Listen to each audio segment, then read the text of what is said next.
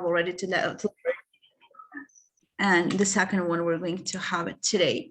So my name is Nona Atoyan, and I'm very happy to be here and have this opportunity to deliver for you a lecture. So let's start already. I hope that everybody can see. Well, sure. So today we're going to talk about advanced academic writing.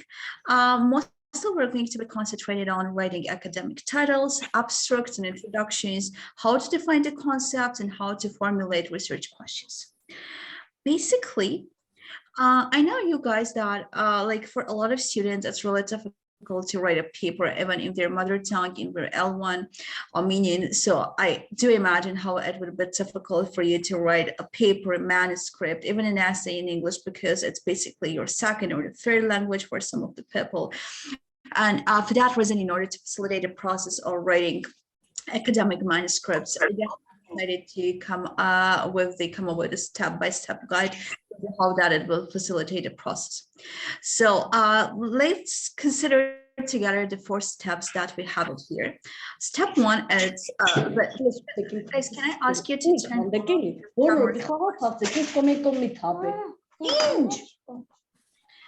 I'm so sorry, guys. Can I ask you to turn off your cameras? Online people, thank you. Well, step 1, here we have state the purpose of a paragraph clearly in a topic sentence. Always remember that you need to have just one sentence that is going to be your topic sentence. In that one sentence, you need to clearly state what is the purpose, what's the aim of having this academic manuscript. Step 2, you need to make sure every subsequent sentence refers back to or reinforces the topic sentence. In other words, use supported sentences. You know that English, even in Armenian, if we just write a paragraph, if we say something, we need to support it in details. In other words, if you just write one sentence, you need to have 2 or 3, even more supportive sentences in order to convey your message in a proper way. Step 3, use connecting words to build effective links. Here, guys, linkers. I will upload the list of the linkers for you to facilitate the work. And step 4, you need to use topic sentences and concluding sentences to build effective links between the paragraphs. Always remember that one paragraph should be logically connected with the second should be logically connected to the third one. Like everything should be cohesive and concise.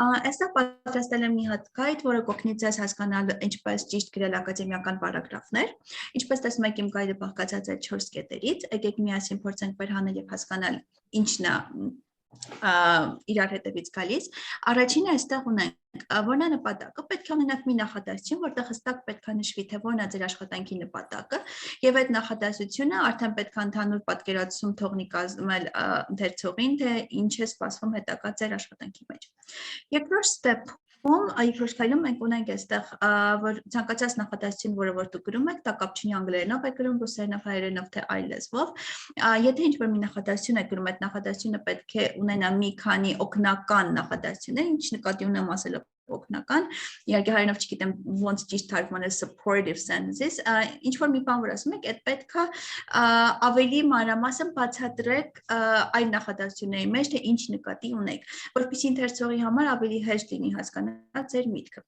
Երրորդ կետում պետք է օգտագործեք լինքերներ, այդ մեր հայերեն շաղկապներն են։ Մի նախադասությունը մեկ այլ նախադասության, հաջորդիվ նախադասության պետք է կապված լինի լինքերներով։ Ձեզ կթողնեմ որպես այդպիսի մի հատ լիստ, որտեղ որ բոլոր լինքերները նշված են։ Իսկ step 4-ում պետք է ունենաք ցանկացած պարագրաֆի վերջում պետք է ունենաք եզրակացնող նախադասություն, որը պետք է իր մեջ ներառի են բոլոր կետերը, որի մասին որ դուք խոսել եք ձեր պարագրաֆի ընթացքում։ Academic paragraph writing. So basically, guys, I recommend you to have 3 points in academic paragraph writing. The first one, topic sentence. The second one, supporting details. And the third one is concluding sentence. If you have these 3 ones, it means that you have a concise paragraph. Each paragraph should have at least, guys, at least, it's not a number, 3 to 5 sentences. It should be easy to follow because from the last lecture, we understood that if you have very complex sentences, like actually no one is going to read it because it would be very difficult for them to understand it.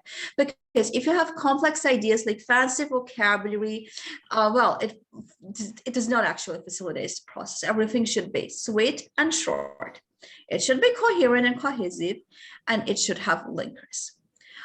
while writing an academic paragraph, AP, it means like the abbreviation academic paragraph, you need to pay attention to its purpose, its relevance.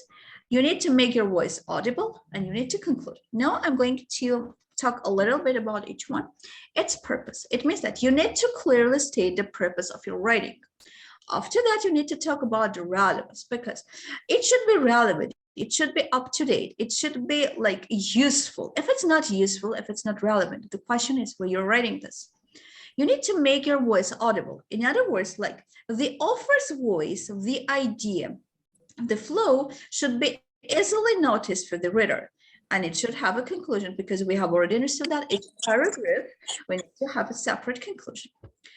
Ուրեմն ակադեմիական պարագրաֆի դեպքում մենք պետք է հաշվի առնենք այս երեք առանձնահատկությունները, մենք պետք է ունենանք հիմնական գլխավոր նախադասություն, անգլերեն topic sentence-ից բացի նաև ասում ենք book, այդ պետք է լինի շատ catchy ու պետք է շատ հեշտ ըմբռնելի ու պետք է ընթերցողին հնարավորություն տա, որպեսզի ինքը կարողանա ընդհանուր պատկերացում կազմել պարագրաֆի վերաբերյալ։ Դրանից հետո հասկացանք, որ ցանկացած նախադասություն պետք է ունենա մի քանի օգնող նախադասություն, որպեսզի ավելի շատ դետալներ տա դրա մասին, եւ պետք է ավարտենք եզրակացությամբ։ Պարագրաֆ ասելով ես նկատի ունեմ ամենակիչը 3-ից 5 նախադասություն է։ Երեխեք, ուրեմն այս ֆիքսված չի, խնդրում եմ որպես այդպես ինչ ընդունեք, որ 3-ից 5, եթե 6 ունենամ, չէ, ասում եմ at least, այսինքն ինչքան շատ ունենաք, այնքան լավ, բայց նկատի առեք, որ սենց երկար նախադասություններ, որ երկար տեքստեր եւս չպետք է լինեն, փորձենք պահել բալանսը ինչքան հնարավոր է, այնքան շատ։ Պետք է լինեն հեշտ հասկանալի, այսինքն կոմպլեքս գրվածքներ, ինչ-որ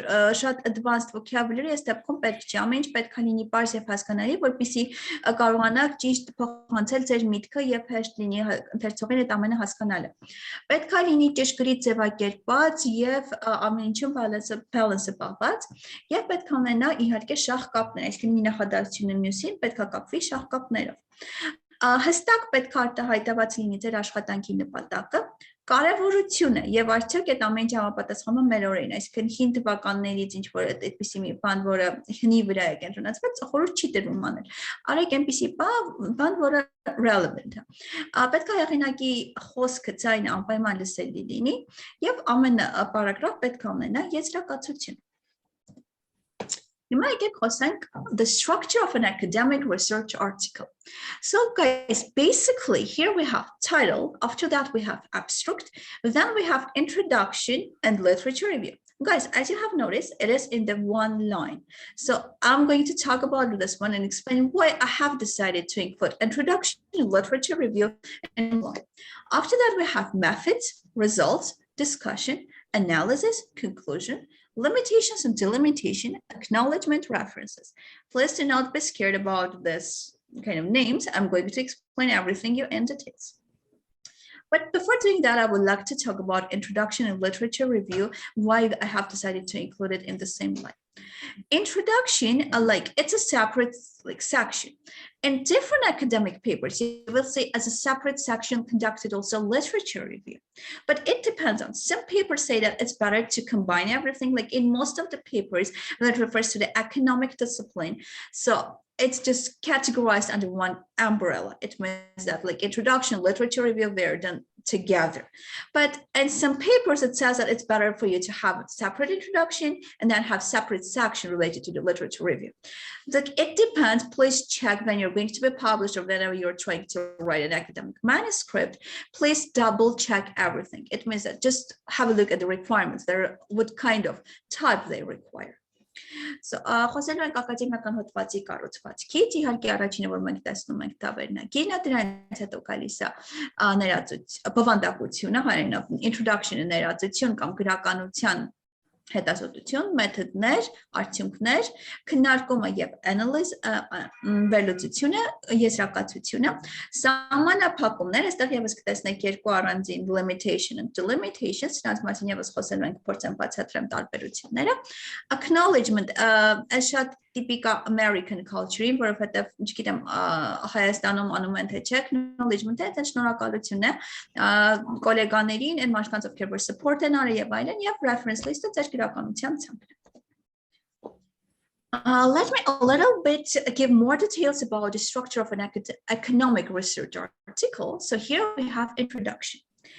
It poses an interesting question or problem. Literature review. This is the survey of the literature of your topic. Methods and data, so actually they are together. They formulate your hypothesis and describe your data. Result, it shows your results with the help of graphs, charts, tables. So it's in economics, it's pretty typical. Then we have the word discussion. It critiques the methods of discussion or any other method that could be used. Conclusion, suggestion, again, those two are categorized under one umbrella. This summarizes what you have done, discuss the questions for further research. Mi փոքր ավելի մանրակրկիտ փորձենք խոսել տնտեսագիտական research article-ների մասին, առաջինը գալիս է ներածությունը։ Այստեղ ներածության մեջ մենք հիմնականում ընդգրկում ենք մեր հետազոտության հարցը, արտաբերում ենք խնդիրը, փորձում ենք ասել ինչպես են պատրաստվում լուծել եւ այլն, այսինքն ինքը ավելի շատ այդպես որպես այդպեսին ներածական բնույթ է կրում։ Literature review դա գիտական արտիկլների, գրքերի, ժուրնալների ինչ-որ մի գրույթ է, որտեղ որ մենք ուսումնասիրում ենք բոլոր գրականությունը, որը մենք կարդացել ենք։ Այստեղ ունենք methods and data, ինքը հիմնականում միասին է արվում, էլի կախված է ինչպիսին է ուզում ժուրնալը կամ ինչպիսի համալսարանը ինչպիսին է ուզում։ Այստեղ մեթոդի մեջ մենք ցույց ենք տալիս մեր հիպոթեզը եւ փորձում ենք բացատրել մեր տվյալները։ Երբ որ գալիս է արդեն արդյունքների բաժինը, այստեղ մենք փորձում ենք գրաֆների, աղյուսակների ամեն ինչի միջոցով հասկանալ ու բացատրել մեր ստացված արդյունքները։ Discussion-ը դա քննարկումն է, խնդրում ուշադիր եղեք, որ discussion-ի մեջ կարող է նաև լինի քննադատում։ Այսինքն քննադատումը նախորդ հեղինակների կողմից օգտագործված, չգիտեմ, մեթոդները, մոտեցումները եւ այլն, այդ էլի շատ տարածում ունի մեծ, եւ եզրակացություն եւ առաջարկություններ, այստեղ փորձում եք հանգել ինչ-որ մի եզրակացությամբ եւ կետերով այդ ամենը նշել, ինչպես նաեւ պետք է ունենաք որոշակի առաջարկություններ, քանի որ պատկերացրեք ինչ-որ մի հատ ակադեմիական հոդված եք գրում եւ ինչ-որ մեկը ձեր գրելուց հետո որոշում է շարունակել ձեր հոդվածը կամ ինչ-որ փոփոխություն անել, դուք այսպես ասած տեղ եք թողնում հաջորդ հետազոտողին, որպեսզի ինքը հասկանա, որ ուղղությամբ շարժվի։ Այսինքն մի փոքր ուղղություն եք ցույց տալիս եւ առաջարկություններով եք հանդես գալիս։ Short guide to writing economic research. The discourse is often mathematical, so it's economics, like basically it's going to be mathematical. It includes formulas, proofs, etc. Writing style varies greatly. Some authors use technical style, others are eloquent. The primary goal is to achieve clarity. The hardest part, getting started, and the literature review. Well, guys, it's a little bit kind of basic here. Let me explain some points here, like the hardest part, getting started. I know, guys, that you're not linguists, you're economists, and for you, it might be a little bit difficult to start and write because, like, basically, whatever you deal with the mathematical formulas, proofs, etc. For that reason, I just try to facilitate with trying to come up with some guides. So basically here, the style is more technical going to be because it's economics. Your primary goal is writing this or that academic article is to achieve clarity and achieve some results and like to conduct literature review because we all understood that the key for success in any type of academic manuscripts is just to write literature review. Now I'm going to teach you how to write proper titles. Here, guys, you understand that you need to move from general to specific. Let's understand two different types of titles. The general one is going to be cognitive abilities and social understanding. It seems too general, and for the reader, it's not very well defined and not very well understandable. For that reason, I highly recommend you to move from general into specific. Even your title can have two different parts. If I try to consider the second one, which I categorized under the umbrella of specific, we will see. Second order beliefs and the use of self-presentational explanations for behavior. The second one obviously gives more sense and more details, and the reader definitely understands what the focus of this research article is going to be. For the first one, the cognitive abilities and social understanding, it was not very well defined. Here I have some tips for you guys that will help you to better develop your titles. Your title should predict the content. It should be as specific as possible. From reading the title, I need to understand what to expect from the overall paper. It should be catchy because if it's boring, believe me, no one is going to come and read it. It should contain keywords. And according to different sources, like each title should include no more than 12 words.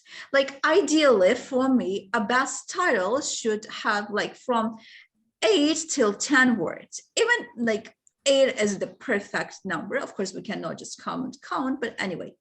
Here, if I just try to have a look, 1, 2, 3, 4, 5, 6, 7, 8, 9, 10, 11, and 12. Like 12 characters, we can say 12 words.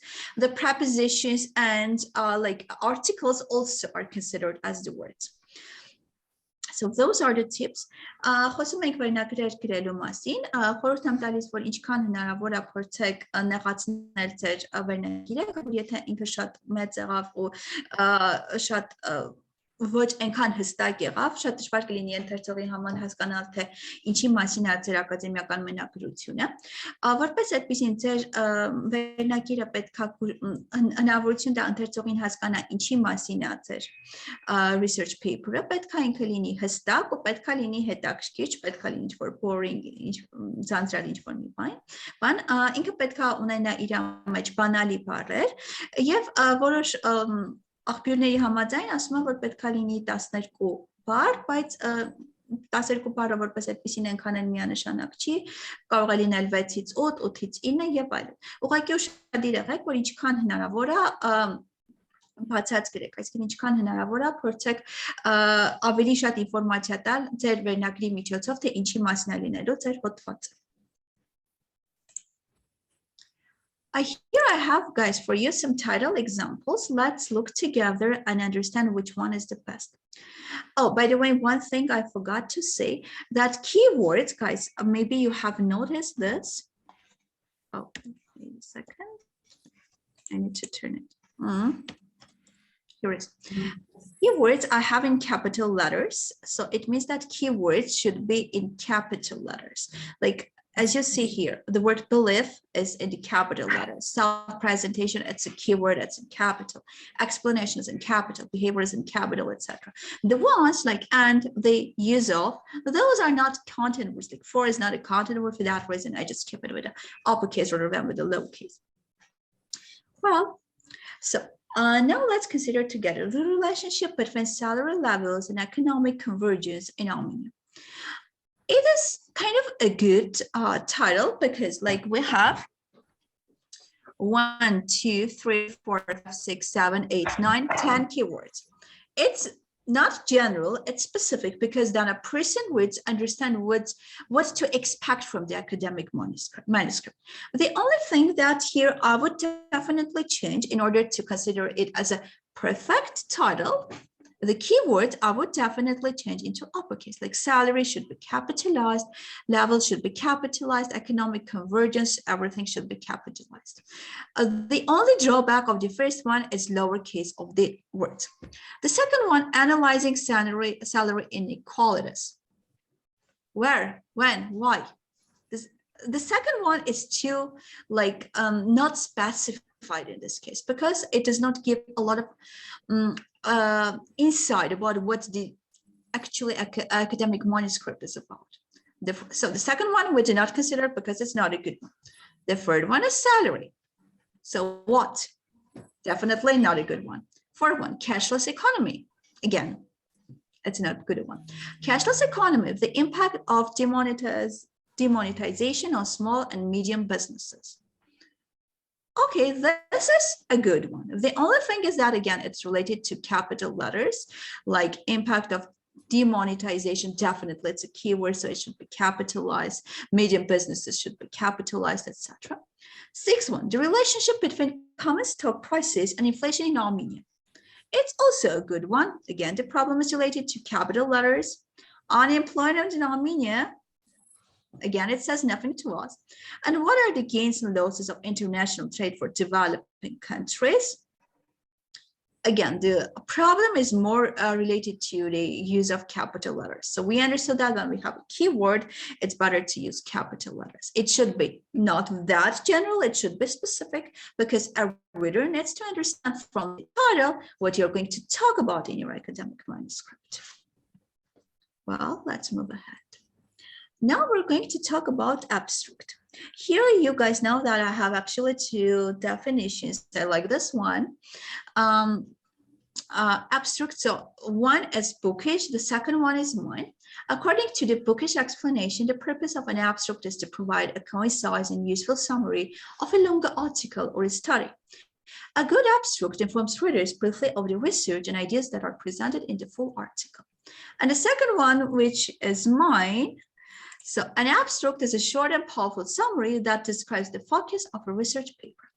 Եկեք մի հատ հասկանանք ինչ նկատի ունեմ abstract ասելի։ Ուրեմն abstract-ից այդտեղ փոքր հատվածն է, որ ցանկացած ակադեմիական manuscript-ից առաջ կարող եք տեսնել։ Ինքը պետք է լինի կարճ գրված, իրականում մեկ-մեկ չափի մասին հարցնում են ու դժվարանում են պատասխան ասել, որովհետև այդ շատ կախյալ երևույթ է, կախված է այդ պարբերականի կամ համալսարանի պահանջներից, թե ինչպիսին են իրանք ուզում։ Հիմնականում, որպես ասած, ideally, like ինքը 150-ից 200 բառ է, իհարկե ֆիքսված չի, ոնց որ արդեն նշեցի, ուրեմն abstract-ից ես պետք է հասկանամ ինչի մասին է իմ ակադեմիական հոդվածը։ Պետք է իր մեջ հստակ նշված լինի նպատակը, մեթոդները, ինչ բացթողումներ կան այդ field-ում եւ ինչի համար եմ ես այդ ամեն ինչ ասում, բացթողումները, այսինքն կարդալով ես պետք է հասկանամ ինչ սպասել հոդվածից։ Let's move ahead. Let's understand together the abstract component. The first one is purpose. The second one is problem. Next one is study, design, or methodology, research questions, and keywords. One thing, guys, that I would like to tell you, abstract is the last component to write. Please do not understand it literally. I will explain it now because this case happened with me quite a lot, and later I understood and realized that this is because of this note that abstract is the last component to write. Abstract-ի բաղադրիչներից, ուրեմն ինչպես արդեն նշեցի նպատակն է, problem statement-ը or research gap ենք ասում իրեն, դա ինձ ներկայացնում է այն հատվածը, այն բաց թողումը, որը որ դուք տեսել եք այդ տնտեսագիտության այդ բնակավարում, տեսնելով այդ հատվածը դուք որոշել եք, որ ահա, այստեղ կա բաց, ես անպայման պետք է հետ կամ ու պետք է փորձեմ այդ ամեն ինչը լրացնեմ։ Study, design, or methodology, ինչ մեթոդներ եք օգտագործում, research questions, հետազոտության հարցերը, ու keyword բանալի բառեր։ Keyword-երը գրվում են ամենավերջում, sense գրվում է keyword, ու մի քանի հատ էսա խոսելու ենք բացատրեմ ինչի է ինքը պետք, բայց միջև այդ անելը ուզում եմ որ բոլորով մի հատ շատ ուշադիր լինենք այս հատվածին, ուրեմն ասում եմ note that ուշադիր եղեք որ abstract-ը ամենավերջի կոմպոնենտն է, որ գրվում է։ Մեկ-մեկ իմ ուսանողները այդ ամեն ինչը հասկանում են բառացիորեն, վերցնում եմ ակադեմիական հոդվածը, գրված է ամեն ինչ, վերջում գրականության ցանկից հետո գրված է abstract։ Իհարկե այդ ամեն ինչը ստացվում է նրանց որ նրանք չունեն experience եւ այլն, բայց խնդրում եմ այդ ամեն ինչից եկեք խուսափենք, ինչի նկատի ունեմ այստեղ ասելով որ abstract-ը վերջի կոմպոնենտն է որ գրվում է։ Այստեղ ես նկատի ունեմ որ այդ abstract-ը պետք է ձեր ամբողջ հոդվածը գրեք, որ հասկանաք abstract-ում ինչ գրեք։ Մեկ-մեկ գալիս ասում են առաջի օրը, Miss Nona, կարամ ստուգեք այս abstract-ը, ու ես ասում ոնց է գրել ինքը այդ abstract-ը եկել։ Չենք անում երեխեք տենց բան, գրում եք ձեր հոդվածը, վերջում նոր abstract-ն եք գրում, թե չէ այդ ամեն ինչի իմաստ չի ունենում։ Մի քիչ խոսենք keyword-երի մասին, հայերենով իրան ասում են բանալի բառեր, ինչի համար է keyword-երը։ Keyword-երը գրում ենք հոդվածի տեսանելիությունը ապահովելու համար, այսինքն keyword-ի միջոցով, եթե ես search տամ, օրինակ հենց եթե վերցնենք, ոչ թե դատաբազա վերցնենք, այլ հենց հասարակ Google Scholar վերցնենք, եթե keyword-երի մեջ ես գրում եմ ինչ-որ, օրինակ, չգիտեմ, economic convergence, գրում եմ ինքը միանգամից բերում է, այսինքն իմ հոդվածը տեսանելիությունը ապահովում այդ keyword-երի հիման վրա։ Դրա համար abstract-ից հետո սենց վերջի մի հատ տող միանշանակ խորհուրդ եմ տալիս գրել keyword-եր։ Now let's understand how to write abstract and what are some tips that will facilitate the process of writing an abstract. Identify the purpose. Why did you decide to do this study? Guys, before writing an abstract, like imagine that you are already done with this and you need to just understand whether you need this or not. Why do you decide to do this study? Please answer to yourself. After that, how did you conduct this research? The methods, the data collection process, etc. Why this research is important? Who it is for? Like, who is going to read that? Who is going to benefit after reading this? If the answer is no one, just please do not read it. Why should someone read your entire article? Because like he or she wants to have a professional development, because it's important for their work, because they benefit. Ask these questions to you. What problem is your research trying to understand or solve? You need to have a problem for each research paper. And after that, you need to try to solve that problem. What is the scope of your study? When I say scope, it means what is the population? Who are going to be your participants? How you're going to, where you're going to do this? How you're going to collect your data? What is your main claim or argument? So those are related to your research questions. Then discuss what methods you have used. You need to specifically and like in details describe your methods. Write your hypothesis. Hypothesis is going to be your one sentence. And for whom is this research? Այստեղ պատրաստել եմ ձեր համար ներածություն գրելու մի քանի տիպեր, որոնք կհեշտացնեն process-ը որպես այդպեսի։ Առաջի հարցը, որ ձեզ պետք է տակ նախքան այս ամեն ինչը գրելն է։ Ինչի եմ ես որոշել կատարել ես հետազոտությունը։ Ինչի ես պետքա ում համար այս ամեն ինչը կարևոր։ Ով է կարդալու երեխեք։ Առաջի հարցը։ Կարդալու է, որպեսզի մարդը կարդալու է, որպեսզի ունենա ինչ-որ մասնագիտական առաջընթաց, պետք է իր աշխատանքի համար, պետք է երկրի համար, անպայման են հարցերը տվեք ձեզ։ Եթե հարցի պատասխանն է, որ այս աշխատանքը ոչ մեկի համար կարևոր չի, միանգամից խնդրում եմ, որ դադարեցնել ու չանել այս աշխատանքը։ Անպայման պետք է լինի ինչ-որ մի հատ մարդկանց խումբ, ում համար որ դուք սա անում եք։ Կարող է լինել ձեր ընկերները, կարող են լինել ձեր գոլեգաները եւ այլն։ Եվ ով է պատրաստում կարդալ այս ամբողջ հոդվածը։ Պատկերացրեք աշխարհում օրական տպվում է 500-ից 1000, այս թիվը իհարկե հաստատ չի, երևի ավելին հոդվածներ։ Պատկերացրեք, անհնար է այդքան հոդված կարդալ, իսկ դուք եթե գրելուց այնքան լավը պետք է գրեք, որ մարդ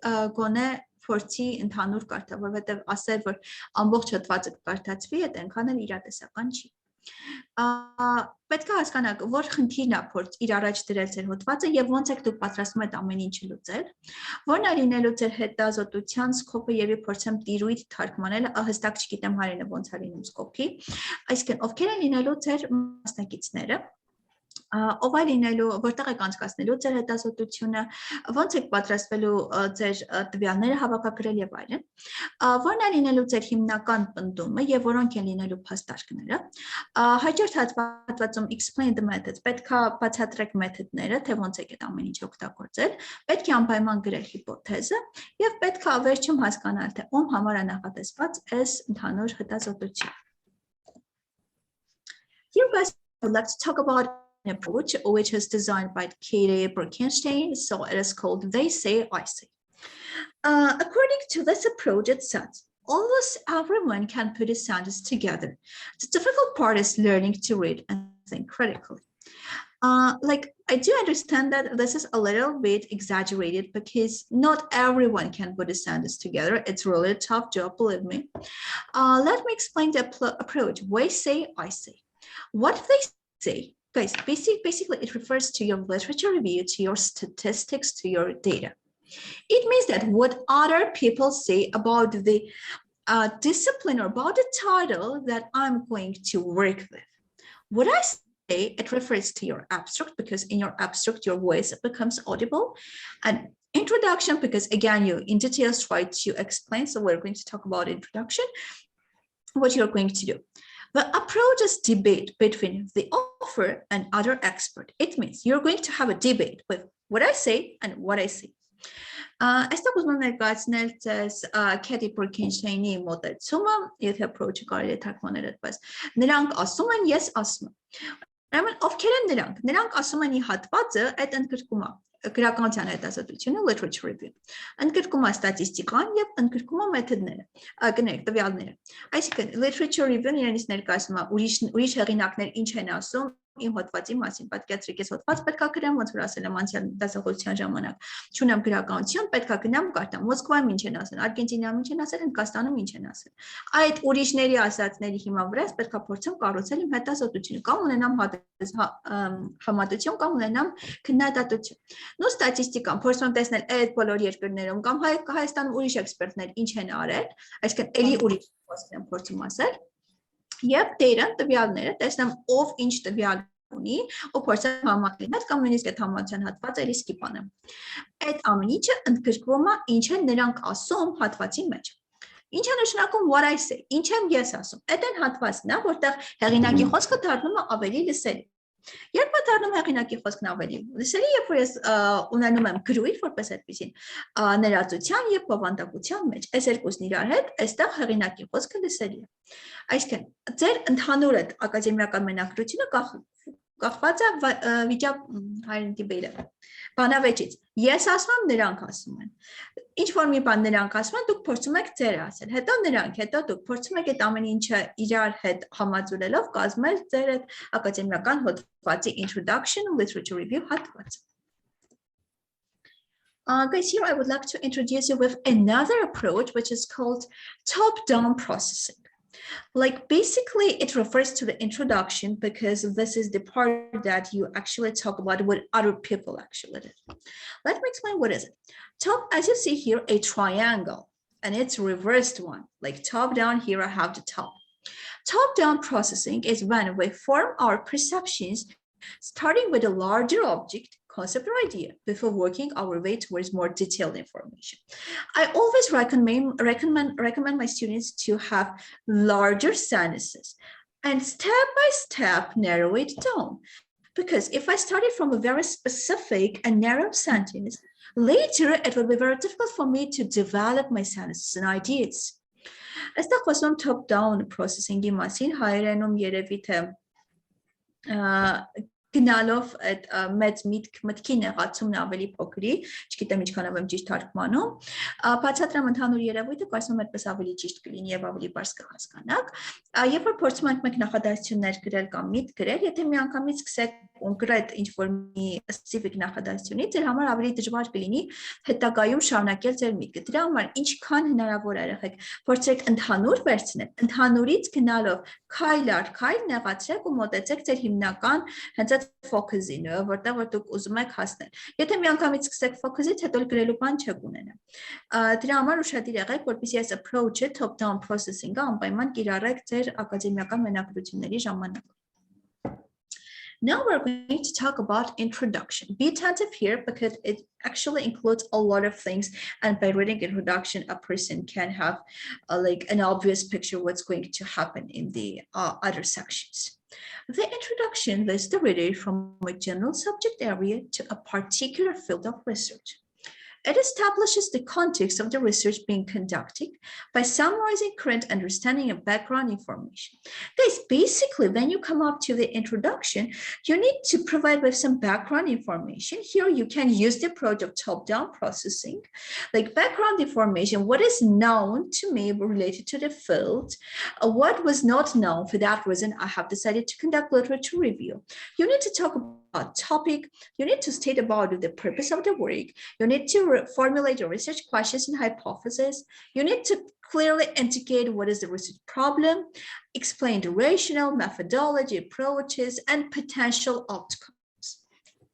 Եկեք հասկանանք ոնց եմ գրելու ներածությունը։ Ուրեմն ներածության դեպքում եւս խորհուրդ եմ տալիս անպայման օգտագործել top-down processing-ը, այսինքն վերցնել մի փոքր ավելի line background, line ինֆորմացիա ու գնալով նեղացնել այդ ամեն ինչը, որպեսզի հեշտացնեք ձեր աշխատանքը։ Այստեղ եթե abstract երբ փորձեք միշտ ուսանողներ հարց են տալիս, որն է տարբերությունը abstract եւ introduction-ի, abstract-ը ինքը ավելի կարճ համառոտ նկարագիր է։ Introduction-ի դեպքում ինքը ավելի լայնածավալ աշխատանք, այսինքն իր ծավալը որպես էցին կարող է տատանվել 2-ից 6, նույնիսկ էլի կախված է դա ժուրնալի requirement-ներից, կարող է լինի նույնիսկ 7 ուտեջ, կարող են ասել ավելի քիչ մեկ էջում փորձեք սահմանափակվել, շատ էլի գաղտնիալ երևույթ է։ Introduction-ի մեջ արդեն ավելի մանրակրկիտ պետք է փորձեք նկարագրել ո՞րն է ձեր աշխատանքի նպատակը, փորձեք literature review տեսնել թե որ երկրում ինչ են ասել կամ ինչ հեղինակներ, ինչ կարծիք ունեն կամ ինչ փորձ կա այդ ձեր թեմայի հիման վրա, որը դուք կարել եք, պետք է անպայման ունենաք այդ հետազոտությունը։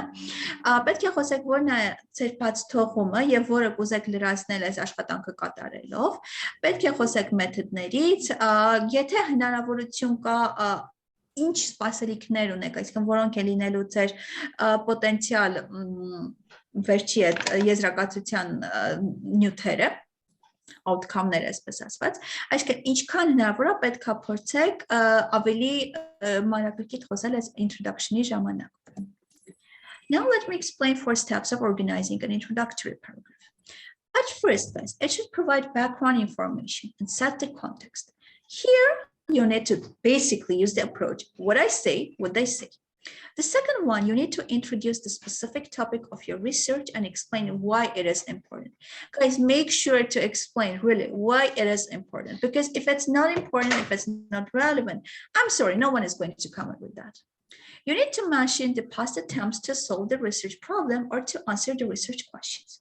Like maybe another researchers tried to also have similar research, but they faced certain problems for that reason, like something happened. And now I'm trying to do that.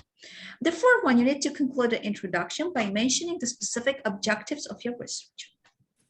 Այստեղ առանձնացնել եմ դեր համար 4 քայլ, ինչպես ճիշտ գրել եւ ունենալ ձեր այդ ներածությունը։ Առաջինը ոնց որ արդեն նշեցի, պետք է ունենաք մի փոքր background ինֆորմացիա, այսինքն պետք է կարողանաք տալ կոնտեքստը։ Այստեղ պետք է լինի այն մոտեցումը ես ասում եմ, նրանք ասում են, եթե ես եմ ասում, պետք է իմ խոսքը լինի լսելի, եթե նրանք են ասում, այդ արդեն գրականության հետազոտությունն է, այլ երկրների, այլ հեղինակների փորձի մասին պետք է փորձեք խոսել։ Երկրորդի դեպքում պետք է անպայման բացատրեք, թե ինչի համար եք որոշել ընտրել այս թեման եւ ինչի է ինքը կարեւոր։ Երրորդի դեպքում պետք է փորձեք նախորդում արված փորձերը, ինչ որ մի հեղինակ, ինչ որ մի երկրում փորձել է անել այս, ստացել այս արդյունքները, հիմա այս փորձելու եմ մի փոքր այլ կերպ անել եւ հույս ունեմ կստանամ այն մյուս արդյունքները։ Եվ չորրորդի մեջ մի փոքր նպատակից պետք է խոսեք եւ ձեր ակնկալիքներից, եթե անեմ այսպես, ապա կստանամ այս եւ այլ։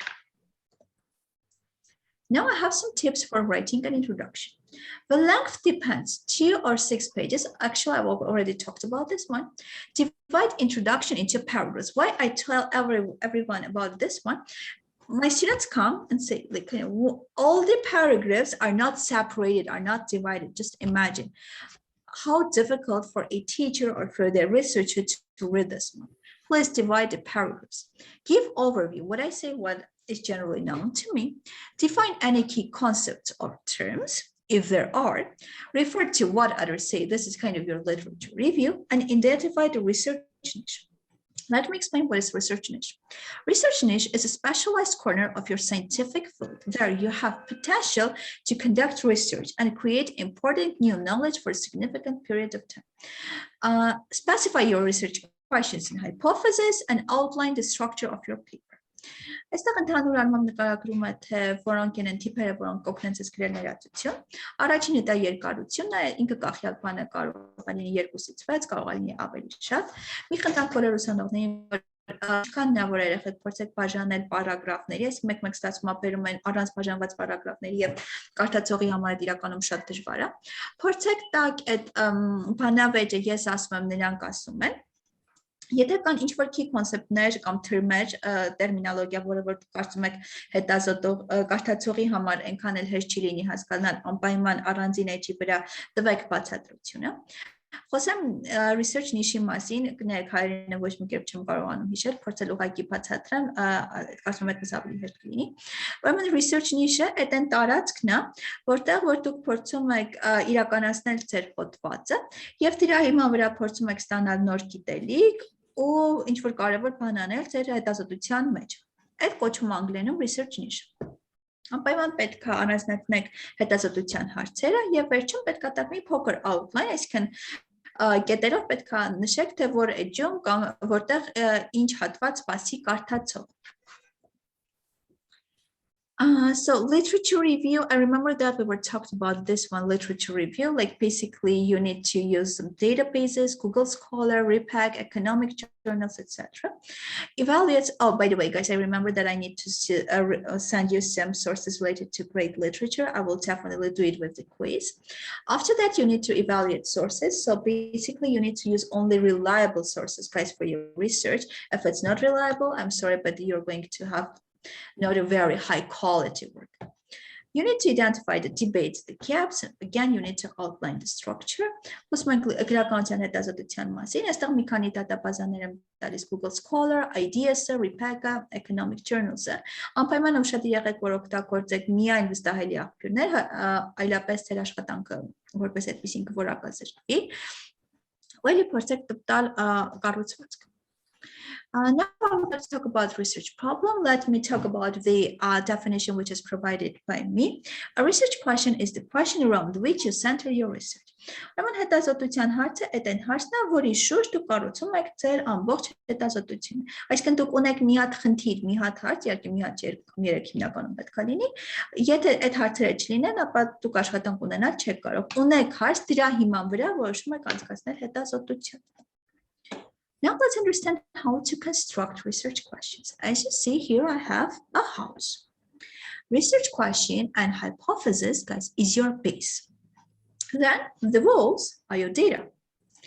Then method is the window and door is the literature review, because in order to enter the house, you need to have the door. In order to write your research, you need to read literature, understand what is missing in the field in order to fill it. And the outcome is going to be the roof of the house. Let's understand, specify your specific concern or issue. Decide what you want to know about the specific concern or issue.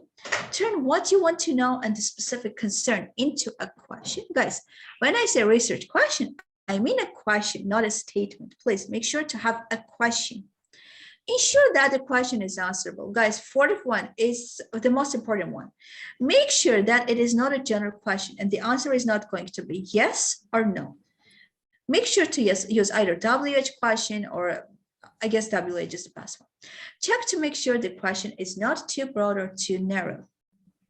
Խոսում ենք հետազոտության հարցերի ճիշտ կառուցվածքի մասին։ Փորձեք հասկանալ, որն է ձեր հիմնական մտահոգությունը եւ ինչ եք դուք դա որոշել անել։ Անպայման եղեք ունեցեք հարց, մի ունեցեք ինչ-որ պնդում, որովհետև այստեղ ձեզ պետք է հարց։ Ուշադիր եղեք, որ հարցը կամ հարցերը լինեն պատասխանելի, կամ եթե այ կերպ ասված չունենան այո կամ ոչ պատասխանը, որտեղ եթե ունենան այո կամ ոչ, այդ վերլուծելը շատ դժվար կլինի ձեր համար։ Փորձեք այնպիսի հարցեր, օրինակ ինչքանով, ինչպես այդ ոճի հարցերը, այսինքն անգլերենում WH-ը գալիս մեր մոտ։ Ու անպայման ուշադիր եղեք, որ ձեր հարցերը լինեն ոչ շատ նեղ, ոչ էլ շատ լայն, լինեն միջինում։ Good research questions should be clear, focused, concise, complex, arguable. It should be clear because the reader needs to understand what is your research question or what are your research questions. It should be focused. If it's not focused, it should be either too narrow or it should be too broad. And if the reader, it would be kind of a mixture of everything. Avoid this. It should be concise. It is expressed in the fewest possible words, like do not have the fanciest ones. It should be complex. It is not answerable with a simple yes or no, but rather requires synthesis. And arguable because you need to argue and provide with potential answers are open to debate rather than accepted facts. Անոնց հարցերը պետք է լինեն հստակ, ճիշտ ֆոկուսով, պետք է լինեն ճշգրիտ, մի փոքր բարդ եւ վիճելի։ Հստակ, որովհետեւ ընթերցողի համար շատ դժվար կլինի ինչ-որ ոչ հստակ հարցեր կարդալու հասկանալը, պետք է լինի focused, որովհետեւ եթե այդպեսին չեղավ, կարող եմ ասել, որ ինքը կլինի կամ շատ նեղ կամ շատ լայն, ու էլի դժվար կլինի հասկանալը։ Իհարկե ճշգրիտ պետք է լինի, բարդ պետք է լինի, որովհետեւ պատասխանը չպետք է լինի այո կամ ոչ, ու պետք է լինի վիճելի։ Now let me talk about limitations and delimitations. Actually, guys, I haven't I'm an honest person, I haven't seen such kind of thing in Armenian papers. I have looked a couple of them, and the part of delimitation, actually, I haven't noticed. But anyways, I'm going to explain this. Consider that limitation as something negative. Delimitation is accepted as a rather more positive. Limitations are influences that the researcher cannot control. If something is under your control, it's delimitation. If something which is not controlled by a researcher, it is limitation. Limitations are the potential weaknesses in your study. Guys, always believe that. There is no paper that does not have limitations. Each paper has limitations. Let's talk about delimitations. Delimitations are the choices made by the researcher, which should be mentioned. That they describe the boundaries that you have set for the study.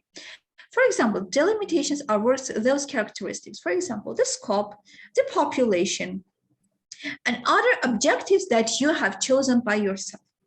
Խոսում ենք limitationների ու delimitationների մասին, սահմանափակումների եւ այսպես կոչված դրական սահմանափակումների մասին, երևի այդպես ավելի ճիշտ կլինի հայերենով ասել։ Ուրեմն ընդունենք, որ limitation-ը ավելի բացասական երևույթ է, իսկ delimitation-ը ավելի դրական է։ Limitation-ները դրանք այն ամբողջ կետերն են, որը հետազոտողը չի կարող կոնտրոլ անել, այսինքն չի կարող վերահսկել։ Դրանք այն բոլոր թուլություններն են, ձեր թույլ հատվածներն են ձեր հետազոտության, մի վախեցեք limitationներից, որովհետև ցանկացած հետազոտություն իր մեջ ունի բազում սահմանափակումներ։ Ինչ վերաբերում է delimitation-ի, որը մենք փորձեցինք ընկալել ավելի դրական երևույթ, դրանք հետազոտողի կողմից կատարված ընտրություններն են, այսինքն դուք եք որոշում, ում հետազոտել, որտեղ ձեր data-ն collect անել, որտեղ անցկացնել ձեր հետազոտությունը, այսինքն դրանք այն բոլոր հատվածներն են, որը որ դուք եք ուզում, դուք եք որոշում։ Delimitation-ը վերաբերում են ձեզ, limitation-ը նրանք են բաները, որոնք որ դուք չեք կարող վերահսկել։ And the last thing I hope so that I would like to talk about, it is definition. Guys, I would like you to make sure that you are defining the terms in a proper way. So, in order to have the right definition, the structure is term plus class plus differentiating characteristic. Let's consider together two very basic examples. Water as a liquid made up of molecules of hydrogen and oxygen in the ratio of 2:1. Water as my term, because I'm going to talk and define the water. It is a liquid, it's a class, made up of molecules of hydrogen and oxygen in the ratio of 2:1. Like made up of molecules, the rest of the second part is differentiating characteristics. Let's consider the second one. Astronomy as my term, as a branch of scientific study, it's the class, primarily concerned with celestial objects inside and outside of the atmosphere. The second part, like concerned with celestial objects and etc., is differentiating characteristics. Այստեղ մենք խոսում ենք ինչպես ճիշտ բացատրել կոնցեպտները, դրա համար գոյություն ունի հատուկ ինչ-որ բանաձև, դա term-ն է, հետո իր դասն է, հետո գալիս է տարբերակիչ հատկությունները։ Այստեղ ձեր համար ունեմ երկու հատ օրինակ, եկեք բացատրեմ սրանց հիման վրա։ Ունեմ երկու օրինակ նույն նախադասության, եկեք հասկանանք, որ նա ճիշտ definition. Comic books consisting of illustrations, captions, dialogues, balloons, and often focus on superpowered heroes are sequential and narrative publications. And the second one, comic books are sequential and narrative publications consisting of illustrations, captions, dialogue, balloons, and often focus on superpowered heroes. Basically, guys, two of them seems right, but let's understand which one is well defined. Obviously, the second one is the definition of the comic books because I have the term comic book are sequential and narrative publication. It is the class. And after that, consisting of illustrations, captions, dialogues, etc., this is differentiating characteristic of a comic book. Let's consider together the rhythmic poetry. Rhythmic poetry is an art form consisting of lines whose final words consistently contain identical final straight vowel sounds. Is an art form. Like I have the word rhythmic poetry, it's the term. Art form is my class, and then consisting of whatever, it is my differentiating characteristic. So one more time, your definition is going to be term plus class plus differentiating characteristics. Well, guys, wait a second before Q&A. I would like to show you one article that I know that you're going to replicate in the end as a task. So let's consider together this academic manuscript. Here you guys see the abstract. This is the short summary of what to expect from the paper. After that, you have introduction. In this case, guys, if I go a little bit down, you will see that after that, I have another section, which is income and expenditure. It means that this publication includes introduction and literature review together. Like they do not have separate introduction, they do not have separate literature review, everything is included. So let's understand why it is like this, because you see some references in text references. Of course, I wouldn't recommend you to have such kind of references, like it's just given one, then it is explained, like Smith, you can find it here. Again, if I go down, you will see again some numbers in the text, like 3, 2 here I have. Again, like it's the references, but you know that I recommended to use either AP, STAR, or Emily. But it's again dependent on the university that you're studying. After that, you see that here I have introduction. Let's go ahead. After introduction, you have income and expenditure. It's kind of the analysis part. Then again, like, you know that it's economics, it's all about numbers and such kind of formulas. Here you have tables, you have charts. Let me go down. Well, it seems a little bit long, right? Here you have conclusion in the end. And after the conclusion, you have, of course, appendix.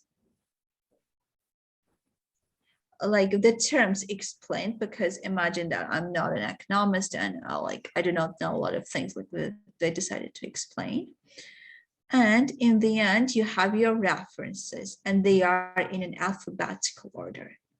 Well, so basically this is the structure. Make sure to have it first one more time. Here is the title. You see everything is capitalized, even the articles and also prepositions. Then you have the abstract, and after that you have the introduction. An introduction is rather, let me say, it provides you with background information. Well, guys, let me come back to my Q&A. I'm listening to you if you have any question.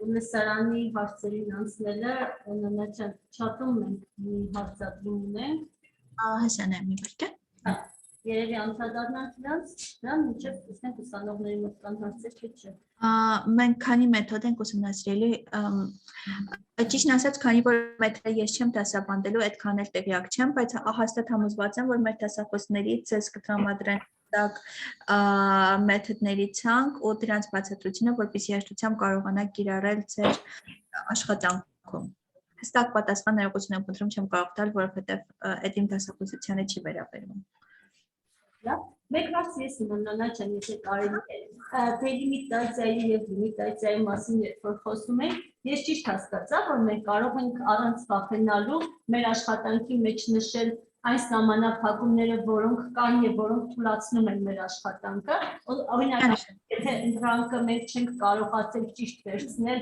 բայց դա օբյեկտիվորեն սահմանափակում ունի ինչ որ հանգամանքներով պայմանավորված, մենք գրենք, որ մենք հասկանում ենք, որ այս ընտրությունը շատ ճիշտ ընտրություն չէ, բայց մեզանից կախված չի եղել, այսինքն թերի կողմերը մենք արձանագրենք հենց։ Միանշանակ, ավելի լավ է այսպես ասված դուք արձանագրեք, հետո քան լսարանից ասեմ, բա այսպես, այնպես չէ, միանշանակ որպես այդպեսին առանձին հատված պետք է լինի նվիրված limitation-ներին ու delimitationներին, ես մեկ անգամ ուզում եմ ասել, որ չկա այնպիսի հետազոտություն, որ չունենա բացթողումներ կամ թույլ կետեր, դրանից վախենալ կամ ճիշտ մտածել պետք չի, միանշանակ պետք է բարձրացնել։ Առանձին ես խորհուրդ կտամ ունենալ բաժին limitation-ների, առանձին delimitation-ների, որովհետև դրանք ցանկացած հետազոտության կարևոր հատվածներն են։ Առանց դրա ոչ մի հետազոտություն, որպես այդպեսին գոյություն ունենալ չի կարող։ Հետևաբար, այո, կարող եք հստակ նշել եւ բացատրել։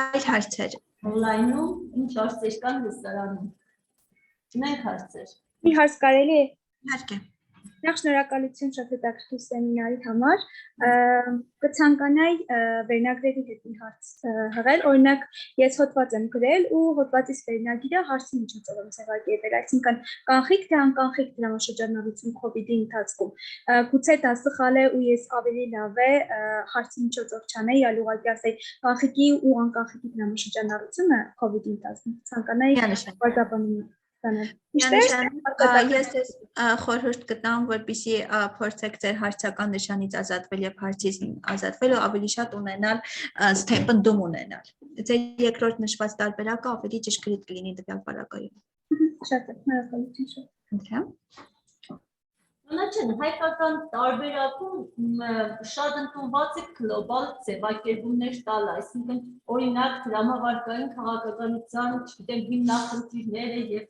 կամ ինչ-որ բանի հիմնախնդիրները եւ դրանց արդյունավետության բարձրացման ուղիներ կան։ Առհասարակ ես նկատել եմ, որ միջազգային պրակտիկայում մեծ գլոբալ ու շատ խնդիրներ պարունակող վերնագրերը ճիշտ չեն։ Փաստորեն պետք է նեղացնել եւ խնդիրը դնել թե ակնկալվող արդյունքը վերնագրի մեջ։ Միանշանակ ես խորհուրդ եմ տալիս այս պարագայում, քանի որ եւ եվրոպական եւ ամերիկյան պրակտիկայում նկատել եմ, որ ինչքան ասում են, ինչքան հնարավոր է նեղացրեք, այսինքն ոչ մի լայն բան չպետք է լինի, Հայաստանում ավելի շատ գիտեմ, որ ընդունված է լայն է, որը կարծում եմ այնքան էլ ճիշտ չի։ Փորձեք ակնկալվող outcome-ները դնել, ակնկալվող արդյունքներն ըստ դեպքում ավելի ճիշտ կլինի դնել։ Ու էլի շատ նեղ, որպեսզի մարդ, ով որ կարդում է ձեր հոդվածը կամ պատրաստվում է կարդալ, արդեն վերնագրից հասկանա, ինչ պետք է ակնկալի ձեր հոդվածից։ Այդպես կարծում եմ ավելի ճիշտ կլինի։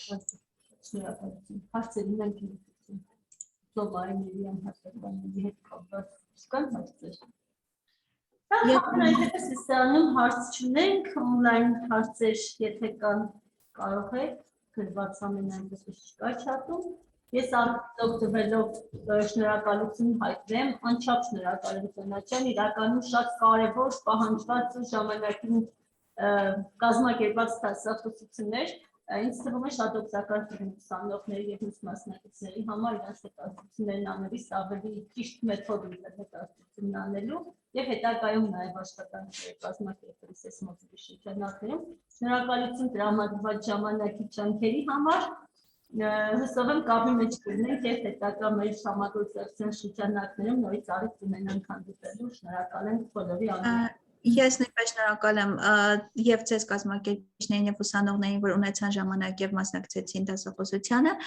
Հուսամ, որ երկու դասախոսություններով կարողացել եմ ձեզ ինչ-որ գիտելիք տալ եւ սովորեցնել ինչ-որ մի բան։ Ինչպես գիտեք, մեր դպրոցի շրջանակներում լինելու է նաեւ գնահատում, դրա համար այս դասից հետո ես կփոխանցեմ Լուսիային եւ Զարուհուն քուիզը, որը նախորդ պատրաստել է ձեր համար, ովքեր որ ուզում են կամ ովքեր որ կարծում են, որ պետք է անպայման լրացնում են քուիզը, փորձել եմ ինչքան հեշտ, այնքան հեշտ մատչելի հասանելի կազմել քուիզը։ Կարծում եմ, որ դուք դրա համար գնահատական եք ստանալու եւ սերտիֆիկատ եք ստանալու, որքանով որ ես եմ տեղակ, անպայման լրացնում եք եւ ուղարկում եք քուիզը, պատրաստ է։ Երևի կտեղադրենք մեր էջում, հա, Լուսիա։ Շատ կտեղադրենք էջում, ես կփոխեմ հասանելիությունը ստուգել բոլորի, որտեղ նամակների թիվը երևի շատ է միանգամից ուսանողներ կան, որոնց մոտ սպամ է գնացել, պետք է ճշտենք ուղղակի իրանք տեսել են թե չէ, այսօր մի քանի խնդիրներ արդեն արձանագրել են ստանալու։ Հուսով եմ մի քիչ ավելի երկար ժամանակով է բաց քուիզը եւ կարող ենք ուսանողների համար հասցնել ապահովել հասանելիությունը նոր։ Ինչքան ժամանակ է տրված լրացնելու համար Նոնաչյան։ Մինչև մյուս դասախոսությունը պետք է ամեն ինչ արդեն այս դասախոսության հետ երկու լեկցիայի վերջնարդյունք անենք։ Այսինքն մինչև ուրբաթ իրանք պետք է մինչև ուրբաթ պետք է չարվի եւ կստանան ֆիդբեք իհարկե իմ կողմից։ Շատ լավ, շատ շնորհակալություն։ Ես նաև քանի բոլորս միասին ենք արտից օգտվելով ասեմ, որ այն հոդվածը, որը Նոնան ցույց տվեց, դա ենթադրում եմ, որ հենց լատեխով հավաքած հոդված է։ Իրականում լատեխի մասին մեզ առաջին անգամ տեղեկացրել հենց Հայկական անկախ համալսարանի դասախոսները Զարուհու գլխավորությամբ եւ մենք յուրաքանչյուր Կիրակի մինչ այժմ եւ դեռ մեկ պարապմունքել ունենք սովորում ենք թե ինչպես հոդվածները հավաքել հենց լատեխում Ինքը ակադեմիական աշխարհում ընդունված տեքստային խմբագրիչ է եւ եթե նկատեցիք հոդվածները այլ ֆորմատի են եւ այլ տեսք ունեն, ընդ որում հեշտացնում է հոդվածների կառուցվածքը ստանալու process-ը, մինչդեռ մենք սովորենք դա անելու Word-ով եւ շատ ավելի անհարմար տարբերակով, այնպես որ առաջարկում եմ մասնակիցներին, եթե հետաքրքրություն կա այդ ծրագիրը սովորելու նկատմամբ, առանցին թիմերից ես կփորձեմ ձեզ միացնել մեր դասընթացին եւ մենք դեռ մի դաս ունենք կկարողանաք ահագին բան սովորել այդ մի դասի շրջանակներում նույնիսկ դասը Զարուհին է Վարում Հակոբյան, ով հանդիսանում է հենց հայկական անկախ ղեկավարը եւ մեր գլխավոր մեղավոր այսպես ասած համագործակցության։ Ինչևէ, շնորհակալություն, եթե հարցեր չունենք, չչարաշահենք Նոնայի ժամանակը, շնորհակալ եմ բոլորից, հաջորդ հանդիպումը կլինի հաջորդ ուրբաթ 2-ին ժամը, նորից մենք ձեզ հիշեցինք ուղարկենք օրացույցներին եւ հաջորդ դասը արդեն վարելու է Գերամ Շահբազյան Իտալիայի Պադովայի համալսարանից։ Երկու շաբաթ մենք ունենանք դաս Գերամի հետ։ Տեսություն, շնորհակալություն։ Շնորհակալություն, տեսություն։